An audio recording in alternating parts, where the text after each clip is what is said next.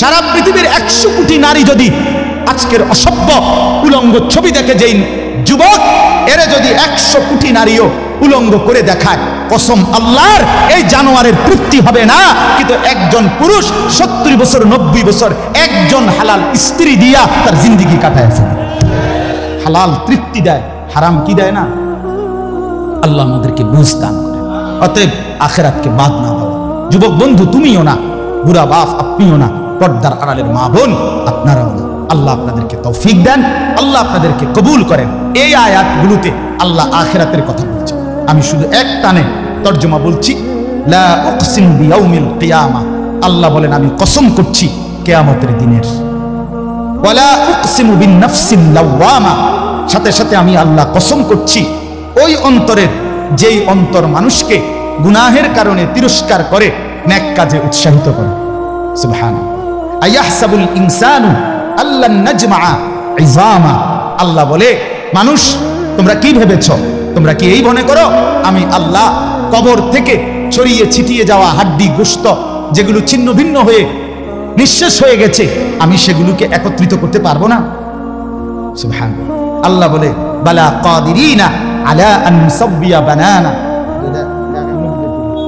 এক মিনিট, এই যে ফিঙ্গার দেয় যে বোঝেন, ফিঙ্গার নেয় না, ফিঙ্গার এই এতটুকু জায়গার মধ্যে 800 কোটি মানুষ যদি ফিঙ্গার দেয়, এই জায়গা একরকম একই সাইজের এই বৃদ্ধাঙ্গুলির এটা, কিন্তু 800 কোটি ফিঙ্গার ভিন্ন ভিন্ন। আচ্ছা এই এদুর জায়গার ভিতরে 800 কোটি ডিজাইন কেমনি করলো? বুঝেন না কথাটা? জায়গাতেই করবো এটা ভিতরে আপনি কয়টা আঁক দিয়ে কয়টা আলগা আলগা করতে পারবেন, করেন না আপনার 30টা নয় 300টা, 800 কোটি কেমনি করলো? ফিঙ্গার, এই ফিঙ্গার এটা এখানে আমাকে হাজি মহিলা হারায় গেছে, বেডি রোমের থেকে চলে গেছে মক্কা শরীফ, কিচ্ছু নিছে না, কারণ কোনো কাগজ বেডির লাগে নাই, পাই না হারায় গেছে। রাত্র 11টা বাজে মহিলারে মোয়াল্লেমে গিয়া ঠিকই সৌদি আরব মোয়াল্লেম অফিস থেকে নিয়ে আসছে। কেমনে আনলো? ও ফিঙ্গার দিছে আর বেডির পুরা ঠিকানা পাইছে। বুঝেন না কথা? ওই এয়ারপোর্টে না কি নিছে? ফিঙ্গার নিছে। তাইলে আল্লাহ বলেন বান্দা আমি আল্লাহ শুধু হাড্ডি গুড্ডি ফেরত দেব না, ফিঙ্গারও ফেরত দেব। বালা কাদিরিনা আলা আন নুসাব্বিয়া বানানা। এই বানানা অর্থ আঙ্গুলের অগ্রভাগ। আঙ্গুলের অগ্রভাগে যেই দাগগুলো ছিল, ঠিক জাতটা যেটা ছিল দুনিয়াতে থাকাকালীন, কিয়ামতের ময়দানে উঠাইবার সময় ওই ফিঙ্গার মিলাইয়া যদি এখানে ফিঙ্গার দিয়ে রাখো, হাসরের মাঠে ফিঙ্গার দিল, এক ফিঙ্গার আসবে। বালা কাদিরিনা আলা আন নুসাব্বিয়া বানানা। এমন যিনি তিনি আল্লাহ। বাল ইউরিদুল ইনসানু লিয়াফজুরা আমামা। আল্লাহ বলে অথচ মানুষ সে বর্তমানকে তো অস্বীকার করে করে আর সামনের ভবিষ্যৎ নিয়েও আমি আল্লাহর সাথে তর্ক করে। কি করে? ইয়াসআলু আইয়ানা ইয়াউমুল কিয়ামা। অহংকার আর নাফরমানি করতে করতে হুজুরদেরকে, আলেমদেরকে, দিনদারদেরকে ব্যঙ্গ করে জিজ্ঞেস করে কি কোন দিন হইব কিয়ামত? হয় না দি কোন দিন হইব? ফাইদা বারিকাল বাসার। আল্লাহ বলে হবে বান্দা সেদিন কিয়ামত হবে যেদিন ইসরাফিল ফু দিবে, সেদিন সমস্ত চোখ ধাঁধা লেগে যাবে। আহা কি হবে, আহা কি হবে। ওয়া খাসাফাল কামার। সব চাঁদটা আলোহীন হয়ে যাবে। জুমিআ আশ-শামসু ওয়াল কামার। সূর্য চন্দ্র এক হয়ে নিষ্প্রভ আলোহীন হয়ে যাবে, সব এলোমেলো হয়ে যাবে। আরে ওই যে একদিন শনিবার যে সকালবেলা ভূমিকম্প হয়েছিল কয়দিন আগে, মনে আসেনি আপনাকে? 9:30টার দিকে আমি চাঁদপুর ছিলাম মাহফিলের কারণে। কুমিল্লা ক্যান্টনমেন্ট তো আমার বাসা, তো ওইখানে এক ব্যবসায়ী ক্যান্টনমেন্টের গুমতি টাওয়ার, বড় টাওয়ার, ব্যবসায়ী আমারে ফোন দিচ্ছে, হুজুর হুজুর হুজুর হুজুর দোয়া করেন দোয়া করেন। কি হয়েছে? আমরা সব ব্যবসায়ী বাইরে গেছি। কি হয়েছে ভাই? এখানে আমরা আপনার ভূমিকম্প হয়েছে, সব বাইরে হয়ে গেছে। আমি বললাম না ভাই দোয়া করে আমার কোনো লাভ নাই, কারণ আমার এনো লড়ে কে কারে দোয়া করে, আমার এনো তো কি হইতেছে লড়ছে, তো আমি আপনার কি দোয়া করতাম? আমি তো দৌড়ের উপরে আছি, ঠিক কিনা বলেন না কেন? হ্যাঁ, আল্লাহ বলেন কিয়ামতের ইসরাফিলের ফু দিলে জমিনের ভূমিকম্প এমন সব নড়বে একসাথে। ওয়া জুমিআ আশ-শামসু ওয়াল কামার ইয়াকুলুল ইনসানু ইয়াওমাইদিন আইনাল মাফার। কোটি কোটি মানুষ তখন পাগলের মতো দৌড়তে দৌড়তে বলবে, আইনাল মাফার, পালাবো কোথায় ভাই, দাঁড়াবো কোথায়, দাঁড়াবো কোথায়। ওই বেটাও বলবে সব নড়ে, ইনিও বলবে সব নড়ে, যেদিকে দৌড়াই সব নড়ে নড়ে নড়ে, সব নড়ে ভূমিকম্পে, কিয়ামতের ভূমিকম্প। আল্লাহ বলেন কাল্লা লা ওয়াজার, না বান্দা, জমিনে আজ আর কোথাও আশ্রয় নাই, আজ আর ঠাই নাই। ইলা রাব্বিকা ইয়াউমা ইদিনিল মুস্তাকার, আজ শুধুই তোমার রব আল্লাহর কাছে আছে। কার কাছে? ইউনাব্বাউল ইনসান ইয়াউমা ইদিন বিমা কদ্দামা ওয়া আখার। এবার আল্লাহ বলেন আজ আমার কাছে ফিরিয়ে নিয়ে কিয়ামতের ময়দানে প্রত্যেককে জানানো হবে তুমি নিজের হায়াতে যা কিছু আমল করেছো আর তোমার পরে তোমার নামে যা কিছু আমল চলেছে সব কিছু তোমাকে জানানো হবে। তুমি করেছো এই, তোমার নামে চালু ছিল এই, আমি করেছি নামাজ এত ওয়াক্ত, আমি মসজিদে দিয়েছিলাম তো সেই মসজিদে নামাজ হয়েছে এত ওয়াক্ত। আল্লাহ বলেন তোমার নিজের নামাজ এটার নেকিও তোমার, ওই মসজিদে যে সহযোগিতা দিয়েছিলে সেই নামাজগুলোর সওয়াবও তোমার নামে দেওয়া হবে। এবার সুবহানাল্লাহ কইছেন না, নাউজুবিল্লাহ লেখা রেডি হয়। তুমি যে দেখছো টেলিভিশন এগুলার গুনাহ লেখা হবে। তোমার যে বউ বাচ্চার জন্য রঙিনটা রাইখা আইছো টেলিভিশন, তারা পরবর্তী এই টেলিভিশন যেই 20 বছর দেখছে এইটার সমস্ত গুনাহ তোমার নামে লেখা হবে। সমান সমান হইছে নি? সুবহানাল্লাহ নাউজুবিল্লাহ। খেয়াল আমরা বুঝতে আমনে লাগে কিচ্ছু আটকাবে না দুনিয়া, কেউ না, নাফরমান দুনিয়া, দুনিয়া ধোঁকা, দুনিয়া ধোঁকা। এই আজকে জানাজার দিন আমনের ফুদ বৌজি তারা যে কাঁদছিল সকাল থেকে, কান্দা কাইটা দাফন কইরা ঠিকই মাগরিবের পরে তারা ভাত লইয়া বই। কি বলে? হ্যাঁ হ্যাঁ, মাগরিবের পরে হেরা ভাত খেতে বই। আর আত্মীয় স্বজনে যাইতে ধরে খাবা, আরে যে কান্দাটা কাঁদছো আরো দুটা ভাত লও, আরো এক টুকরা গুস্ত লও। কিসের কান্দা? ধোঁকা এগুলো, দুনিয়া ধোঁকা এগুলো। আমার আখিরাত আমার, আমার কবর আমার, আমার মালিকের সামনে আমাকে দাঁড়াইতে হবে। এই জন্য দোস্ত আমার এমন দুনিয়া না চাই যে দুনিয়া আল্লাহ ভুলায় দেয়, যে দুনিয়া আখিরাত ভুলায় দেয়। এমন কামাই করা না চাই যে কামাই নামাজ ছেড়ে দিতে হয়। কেন ছাড়বেন নামাজকে? দুনিয়া করেন, কোনো মানা নাই। আল্লাহ তাআলা দুনিয়া বাদ দিতে নিষেধ করছে। দুনিয়া বাদ দিলে আপনি নেক আমল করবেন কেমন? দুনিয়াতে না থাকলে আপনি সেজদা দিবেন কেমন? শরীর সুস্থ না থাকলে আপনি নামাজ পড়বেন কেমন?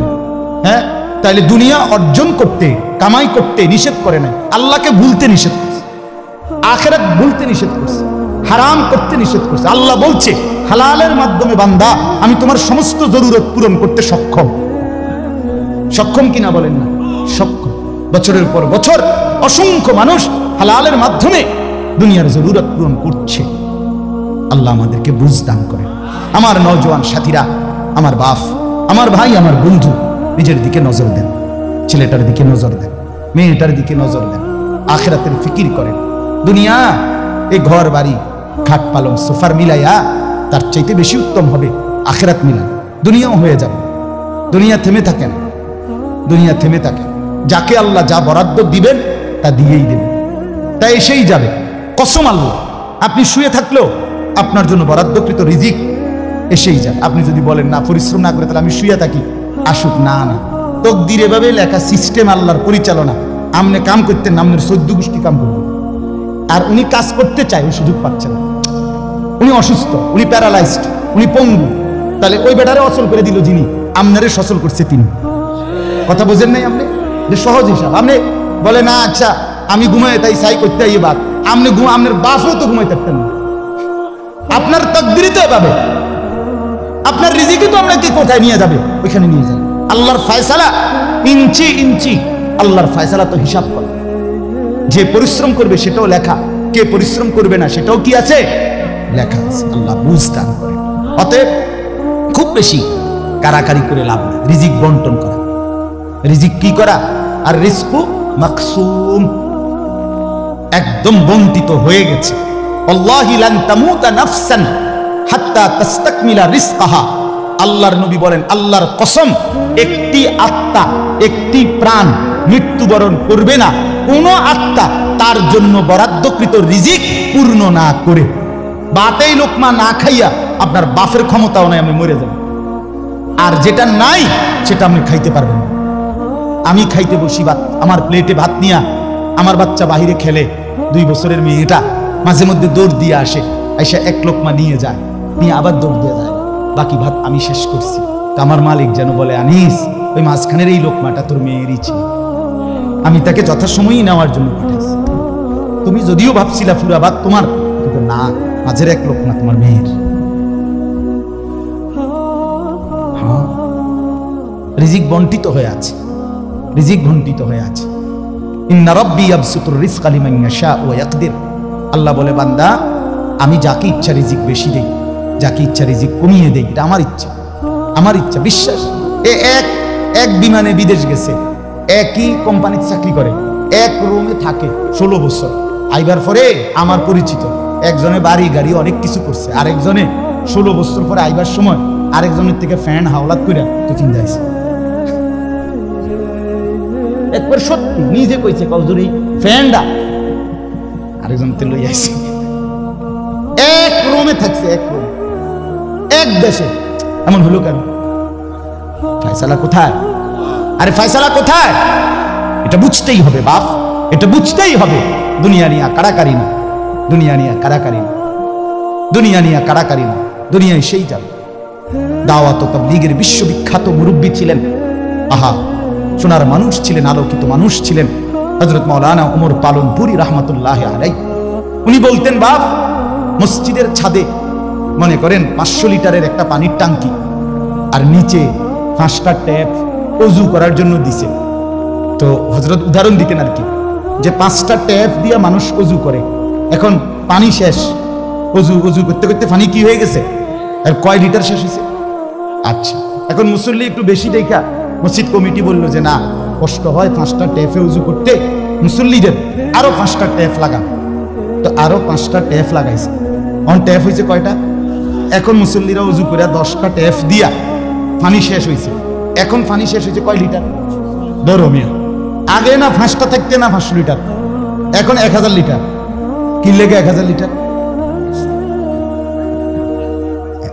কথাটা বুঝছেন কি না বলেন? ওইখানে টাঙ্কি কয় লিটার, এনে ট্যাপ যদি আরো 10টাও বাড়ায়, পানি শেষ হয়েছে কদ্দুর? এই কথা, এটা আপনি যত দাম দেয় বাড়ান, শেষ হইতেন তো একত্র করলে এই 18টি 318 অথবা কি 9 দুগুণে 18। কথা বুঝছেন? হয়তো 3 খানে 6 করে 18 হয়েছে, আর অথবা 9 9 18 হয়েছে, আর অথবা ডাইরেক্ট 18।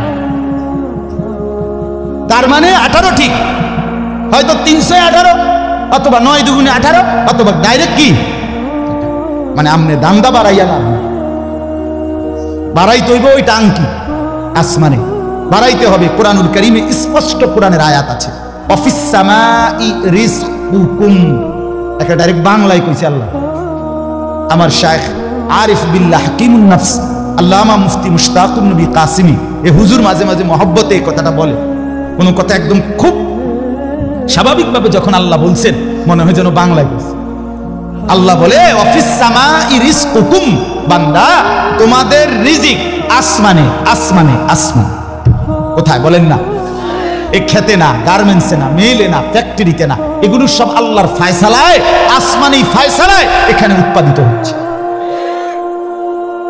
আল্লাহ আমাদেরকে বুঝ দান করেন। আমি আমার এই কথাটাই হৃদয়ের সবটুকু দিয়ে বুঝাইতে চেষ্টা করলাম। শুধু কেবল দুনিয়া নিয়ে কারাকারি করা না, শুধু দুনিয়া নিয়ে ব্যস্ত না জিন্দিগি। বাপ আমার, যুবক ভাই, তোমার কাছে আমার অনুরোধ, মুরব্বী বাবা আপনাদের কাছে আমার অনুরোধ, কাজে লাগাইলেও এই হায়াত, নষ্ট করে দিল এই হায়াত, বন্ধু গড়লেও এই হায়াত, নষ্ট করলো এই হায়াত। না আপনি আবার ফিরে আসবেন, না আমি আবার ফিরে আসবো। দোস্ত আমার, হায়াতকে কদর করে, জিন্দিগিকে কদর করে। আর আসবেন না আপনিও, আর আসবো না আমি। এবার আমার এই আয়াতের তর্জমাগুলো শুনেন, তাইলে আমার কথা শেষ। আমি কয়েকটা আয়াত, ছোট্ট ছোট্ট আয়াত, 15টা আয়াত করছি। অল্প সময় আমি কথা শেষ করে দিচ্ছি। মূলত এখানে 29 নম্বর পারা, কোরআনুল কারীমের 75 নম্বর সূরা। সূরাটার নাম হলো কিয়ামাহ, মানে কিয়ামত, কিয়ামত আর কি এই শব্দটা, এই সূরাটার নাম। কোরআনুল কারীমের মধ্যে পুরা কোরআনে 30 পারা কোরআনে মৌলিক আলোচ্য বিষয় হলো 3টা, মোটা দাগে। এই 3টারই বিস্তারিত আলোচনা ব্যাখ্যা হলো কোরআন। 3 কথা মূল আলোচনা কোরআন, তাওহীদ, রিসালাত, আখিরাত। বন্ধু কি কইছি? এই তিন কথা পুরা কোরআনের বক্তব্য। এই তিন কথা আমাদের প্রিয় নবী সাল্লাল্লাহু আলাইহি সাল্লামের 23 বছরের সমস্ত কথা জিন্দেগীর খোলাসা। বুঝছেন কিনা? পুরা ইসলামের সারাংশ এই তিনটা কথা, তাওহীদ, রিসালাত, আখিরাত। তাওহীদ কি? তাওহীদ হলো লা ইলাহা ইল্লাল্লাহ, এই ঈমান, এই কালেমা। লা ইলাহা ইল্লাল্লাহর যত দাবি, লা ইলাহা ইল্লাল্লাহ এটা আপনার কাছে যা যা দাবি করে এই সবটা আদায় করা, পালন করা, এটা তাওহীদ। লা ইলাহা ইল্লাল্লাহ এই কথা আপনার কাছে দাবি করে শুধু এই শব্দটা মুখস্থ রাখবেন আর বাকি যা মন চায় তাই করবেন, এটা না।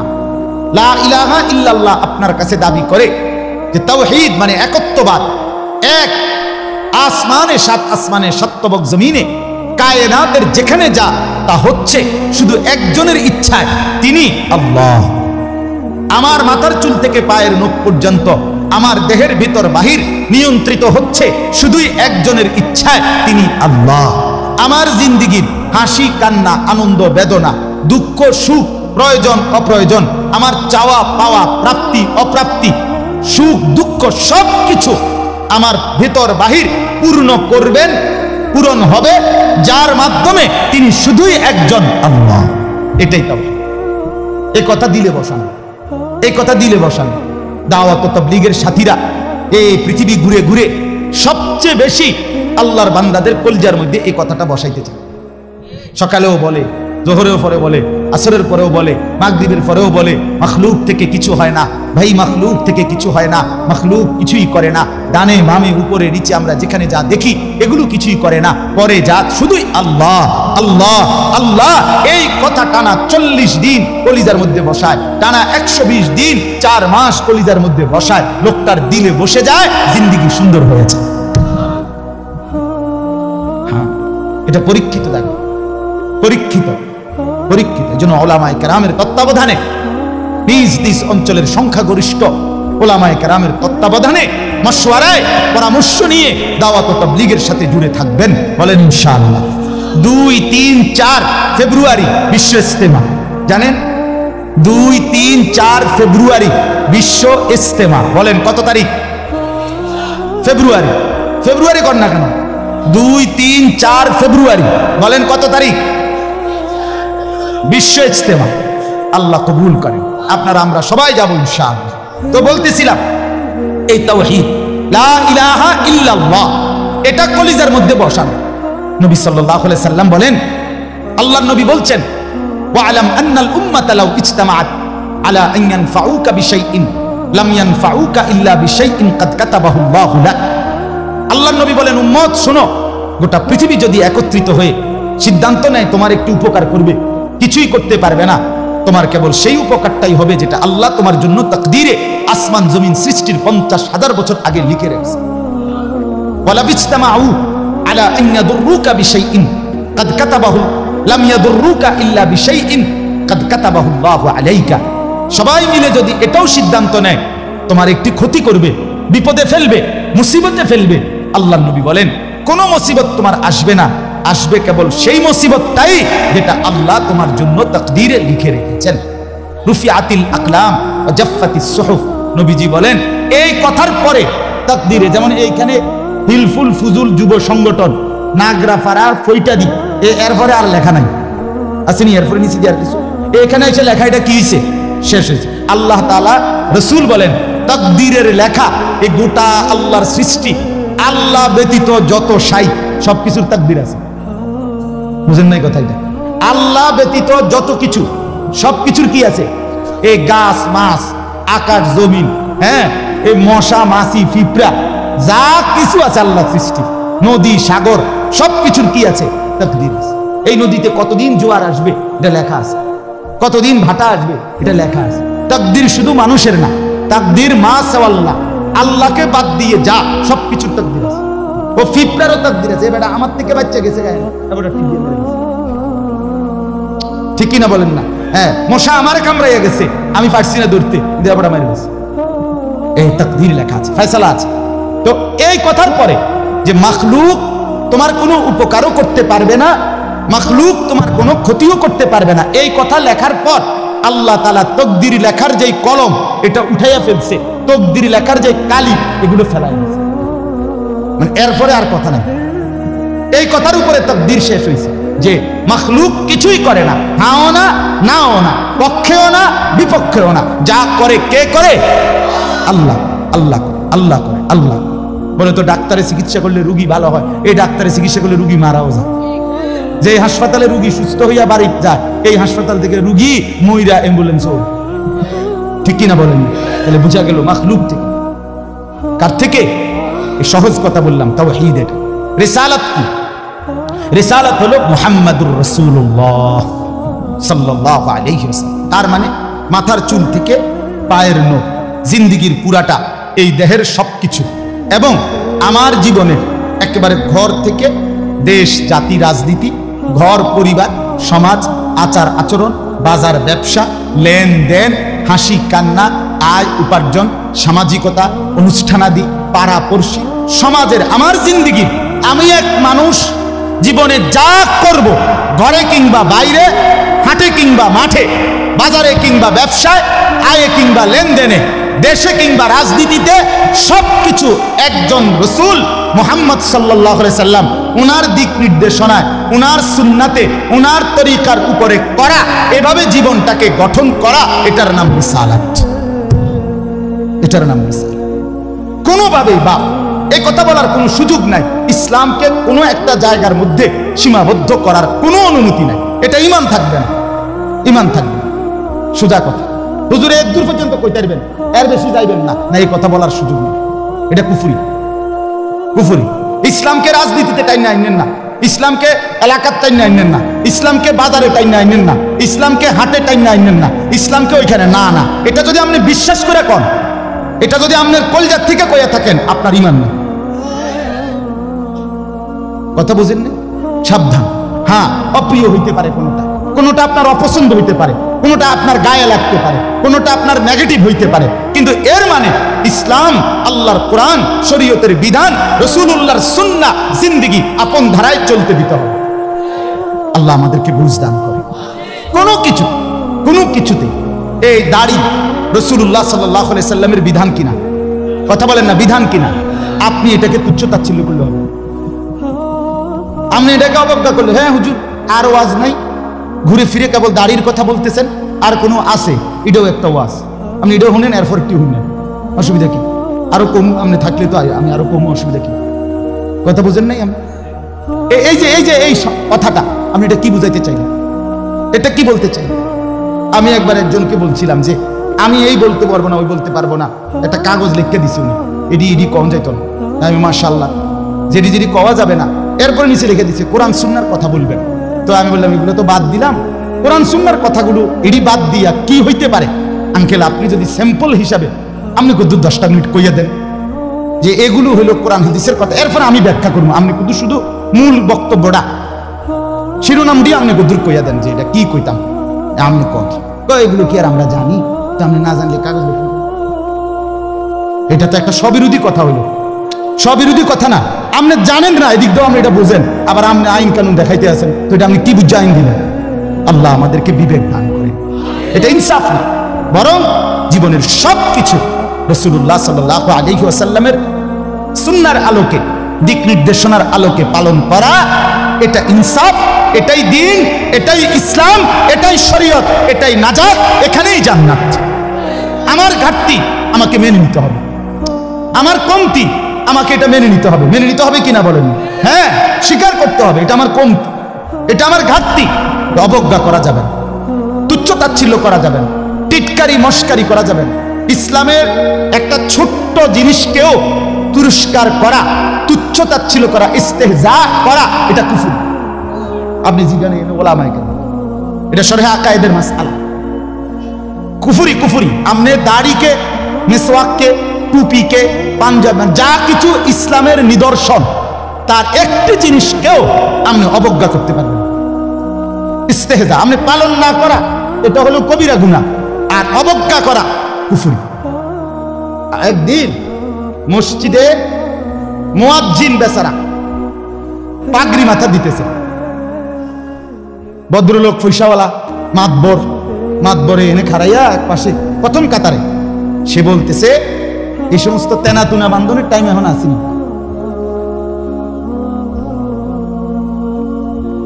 বুঝিনি প্রথম কাতারে পয়সা ওরা টাইলস টিয়া দিছে, বুঝেন না কথাটা?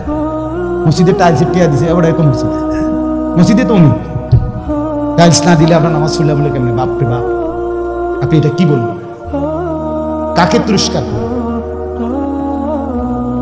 আমার এই দুই চোখে আমি দেখছি, এই চোখে ভদ্রলোক কোটি কোটি টাকার মালিক, প্রাইভেট ব্যাংকের ভাইস চেয়ারম্যান, উনি জানাজা পড়ছে। জানাজার আগে ইমাম সাহেব, স্থানীয় একজন ইমাম সাহেব কবরের আযাবের দুইটা কথা কইছে। ওই উনি একটু 4-5 মিনিট বলাতে 2-4 জন নেতা বক্তব্য দিতে পারে না। হইতে পারে না যে জানাজার আগে যে কুদুর কুদুর কথা কয়, কথা বুঝছেন কি? এটা কোনোভাবেই সুন্নাত না, সুন্নাত কোনো তরিকা না, কেমনে কেমনে চালু হয়ে গেছে। যাই হোক, তো ওই ইমাম সাহেব কবরের আযাবের কথাটা বলাতে হতে পারে 2-4 জন নেতার বক্তব্য দিতে কি হয়েছে, একটু সময় হয়েছে না বা পারছে না দিতে।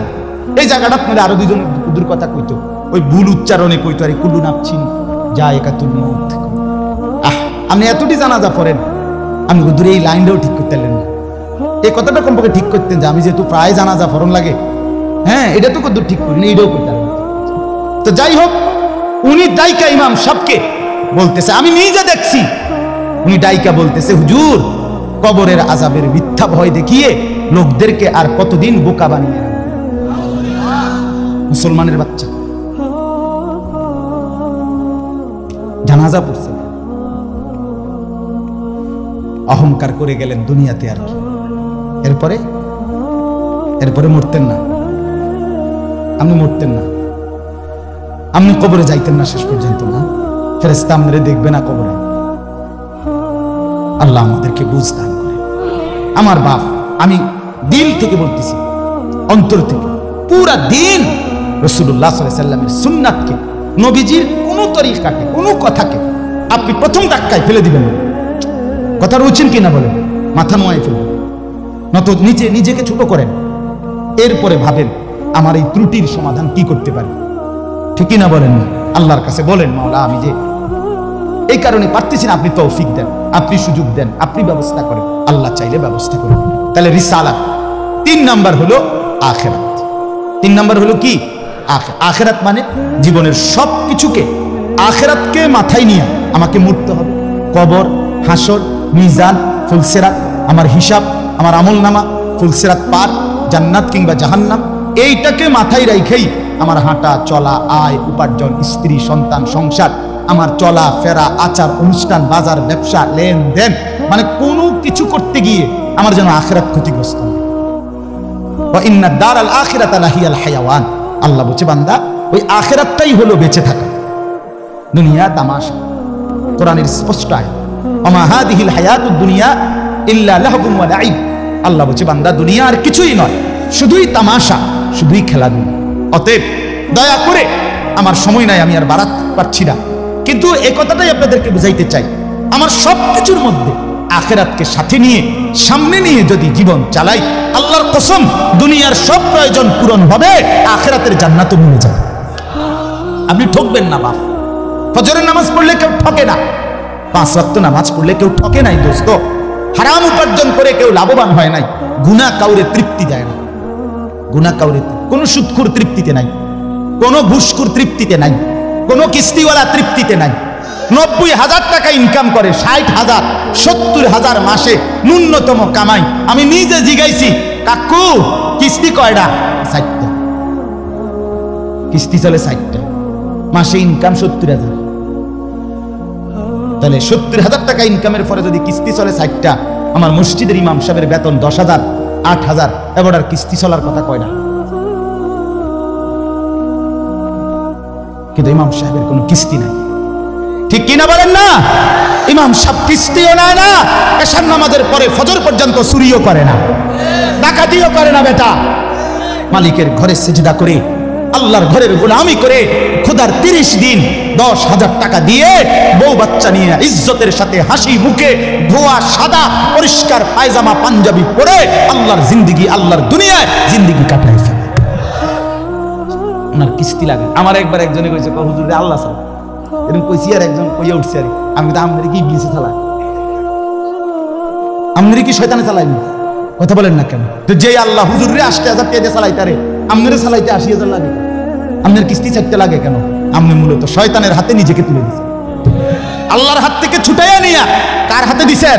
ইবলিসের হাতে। ইবলিসের হাতে আপনি সুখ পাইতেন না, মনে রাখেন। আমি লিখে দিলাম, সিল মাইরেন মামা, সিল আছে, সুন্দর সিল, ওই যে কম্পিউটার সিল যেমন থাক, আমার এডি সিল আছে।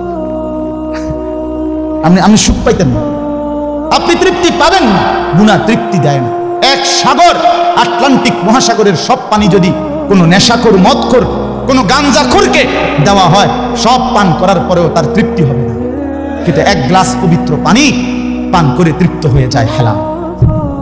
সারা পৃথিবীর 100 কোটি নারী যদি আজকের অসভ্য উলঙ্গ ছবি দেখে, যেই যুবক এরে যদি 100 কোটি নারীও উলঙ্গ করে দেখায়, কসম আল্লাহর, এই জানোয়ারের তৃপ্তি হবে না।